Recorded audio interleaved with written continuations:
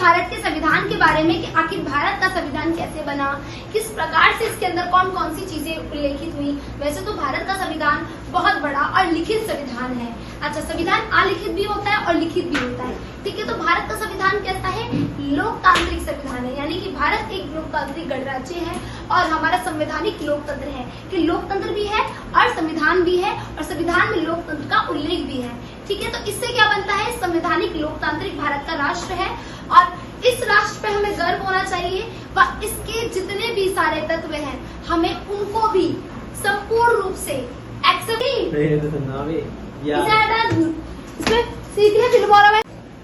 अब हम पढ़ेंगे भारत के संविधान के बारे में। आखिर भारत का संविधान कैसे बना, क्या क्या चीजें इसके अंदर इंक्लूड हुई और कौन कौन सी चीजों पे हमने ध्यान दिया। तो भारत के संविधान के बारे में जब उल्लेख करते हैं, हम पढ़ते हैं संविधान निर्माण कि भारत का संविधान किस प्रकार से निर्मित किया गया। तो भारत का संविधान जब निर्मित किया गया था तो वह संविधान सभा के द्वारा निर्मित किया गया। अब संविधान सभा आखिर क्या थी? जिस सभा ने मिलकर, जिस ग्रुप ऑफ पीपल ने मिलकर संविधान का निर्माण किया, कॉन्स्टिट्यूशन का निर्माण किया, उसे संविधान सभा का नाम दिया गया। संविधान सभा जो बनी थी उसका चुनाव हुआ था। चुनाव उसका प्रत्यक्ष रूप से नहीं हुआ था, अप्रत्यक्ष रूप से हुआ था। प्रत्यक्ष और अप्रत्यक्ष में मान क्या अंतर होता है? प्रत्यक्ष रूप से चुनाव जहाँ पे जनता स्वयं चुनती है और अप्रत्यक्ष रूप से चुनाव जहाँ जनता के लीडर्स मिलके चुनाव करते हैं, ठीक है। अब हम पढ़ते हैं प्रत्यक्ष रूप से जो चुनाव हुआ था वो कब हुआ था? जुलाई 1946 में संविधान सभा का चुनाव हुआ था और पहली बैठक हुई थी 9 दिसंबर 1946 में।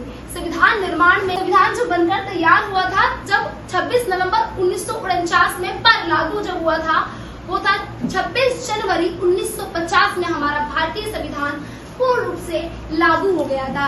यानी कि अब प्रत्येक व्यक्ति बंधित था इस संविधान को मानने के लिए और भारत अब पूर्ण रूप से एक संवैधानिक लोकतांत्रिक राष्ट्र माना गया। इसके बाद संविधान में क्या चीजें हैं, क्या चीजें उल्लेख की गई हैं। प्रारूप समिति के अध्यक्ष इसके राजेंद्र प्रसाद थे, ठीक है, और डॉक्टर अम्बेडकर साहब का इसके अंदर बहुत बड़ा योगदान था। इसके बाद आता है कि भारत के संविधान के अंदर जो सबसे पहले चीज देखी जाती है वो है प्रस्तावना, जो आपकी हर बच्चे की, हर गवर्नमेंट स्कूल और आई थिंक प्राइवेट स्कूल के बच्चे की बुक की सबसे पहले एक पेज पे लिखा होता है उसकी उद्देशिका, प्रीमेबल इंग्लिश में बोलते हैं और प्रस्तावना इसको हिंदी में बोलते हैं, ठीक है। इस प्रस्तावना के अंदर क्या है? आखिर इस प्रस्तावना की क्या हमें आवश्यकता थी? क्या इस प्रस्तावना का कोई महत्व है संविधान में या किसी अनुच्छेद प्रस्तावना के बारे में लिखा गया है? भारत की संविधान में जो प्रस्तावना उल्लेख की गई है उसका मतलब है कि संविधान का सार है। क्या है उसका तात्पर्य? संविधान का सार। भारत के संविधान में प्रस्तावना जो उल्लेख की गई है उसका तात्पर्य है संविधान का सार, यानी कि जो भी चीजें संविधान के अंदर महत्वपूर्ण इंक्लूड की गई हैं या किस रूप में भारत को देखा जाएगा उसका सार है। और उस सार में हम क्या क्या पढ़ेंगे? हम पहला पढ़ेंगे प्रभुत्व संपन्न। प्रभुत्व संपन्न से क्या अभिप्राय है कि भारत एक प्रभु संपन्न यानी कि सब प्रभु राष्ट्र है, यानी कि हम स्वयं प्रभु, संप्रभु मतलब क्या होता है? स्वयं प्रभु। हम सभी फैसले अपने लेने के हकदार हैं, हम किसी के दूसरे के ऊपर निर्भर नहीं है, ठीक है। नेक्स्ट आता है समाजवादी। भारत एक समाजवादी राष्ट्र है, ये हमारी प्रस्तावना कहती है, पर हमारी अर्थव्यवस्था समाजवादी नहीं है, हमारी अर्थव्यवस्था मिश्रित अर्थव्यवस्था होती है, ठीक है। पंथ निरपेक्ष, भारत में पहले धर्मनिरपेक्ष शब्द उल्लेख था पर एक संशोधन हुआ था संविधान में। आप लोग मुझे जरूर बताइए कौन सा संशोधन था जिसके द्वारा धर्मनिरपेक्ष के अलावा क्या डाल दिया? पंथ निरपेक्ष। हमारे संविधान की प्रस्तावना में अल्फाज डाल दिए गए कि भारत एक पंथ निरपेक्ष, पंथ मतलब क्योंकि धर्म कभी निरपेक्ष नहीं हो सकता है, धर्म हमेशा सापेक्ष होता है, इसलिए हमें धार्मिक स्वतंत्रता का अधिकार। और भारत एक धर्मनिरपेक्ष राष्ट्र है, यानी कि भारत का कोई एक धर्म नहीं है, भारत विविधताओं में एक देश है, यानी कि विविधताओं में एकता है, यानी कि विविधताओं में एकता है हमारे यहाँ। डाइवर्सिटी, यूनिटी इन डाइवर्सिटी हमारे राष्ट्र के लिए बोला जाता है। पर पंथ निरपेक्ष यानी कि भारत किसी भी एक पंथ के साथ में नहीं चलेगा, किसी एक धर्म को लेकर कभी भी नहीं चलेगा, अपने राष्ट्र में कभी भी एक धर्म की मांग नहीं करेगा, क्योंकि यहाँ पर बहुत अनेक धर्म है, सिर्फ 2 या 3 धर्म नहीं है, ठीक है। इसके बाद भारत की संविधान की प्रस्तावना में, भारतीय संविधान की प्रस्तावना में स्वतंत्रता शब्द का भी उल्लेख किया गया है।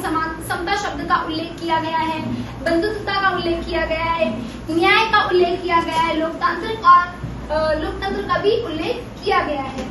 इसके बाद बहुत ही इम्पोर्टेंट तत्व आता है आपका क्या कि भारतीय संविधान के अंदर संविधान निर्माण में हमने कुछ अन्य महत्वपूर्ण तत्व रखे, जैसे कि हमने अनुच्छेद 14 से लेके 32 में मौलिक अधिकारों का वर्णन किया। मौलिक अधिकार क्या होते हैं? जो मौलिक रूप से हमारे सभी नागरिकों को प्राप्त है। वे मौलिक अधिकार कितने होते हैं आपके मौलिक अधिकार? हमें 6 मौलिक अधिकार प्राप्त है। सभी नागरिकों को 6 मौलिक अधिकार प्राप्त होते हैं, जो आपके अनुच्छेद 14 से लेकर 32 तक इसके बारे में उल्लेख किया गया है।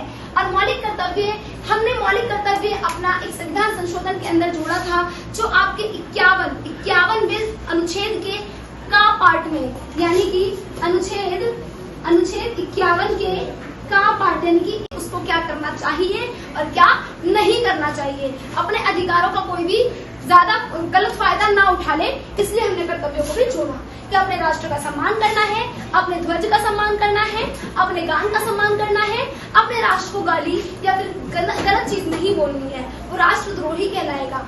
और इसके अंदर आईपीसी के अंदर भी इसमें सेडिशन का केस उसके अंदर डिस्क्राइब कर रखा है, वो तो खैर बात की बात है। ठीक है, मौलिक कर्तव्य समझना आ गए। इसके बाद आता है राज्य की नीति निर्देशक तत्व। ये बहुत इम्पोर्टेंट चीज है। इसके ऊपर कई बार इतिहास में कई केसेस हो चुके हैं राज्य की नीति निर्देशक तत्व के ऊपर।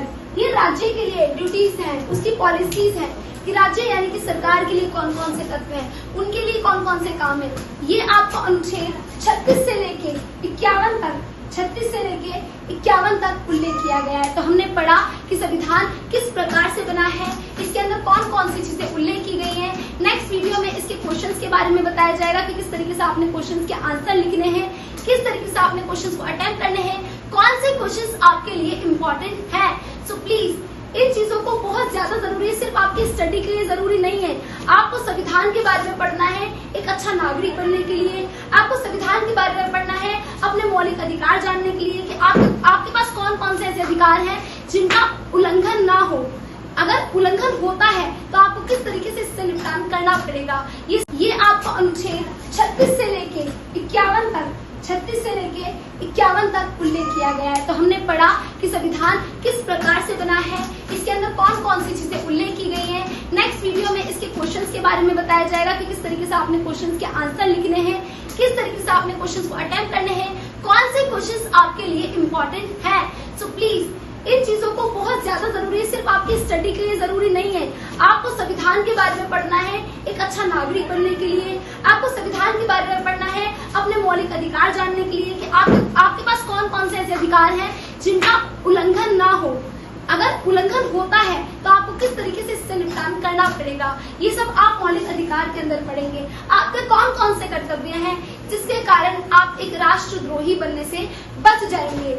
आपको संविधान पढ़ना बहुत आवश्यक है, क्योंकि संविधान ही सही रूप से हमें एक अच्छा और सच्चा नागरिक प्रदान करता है।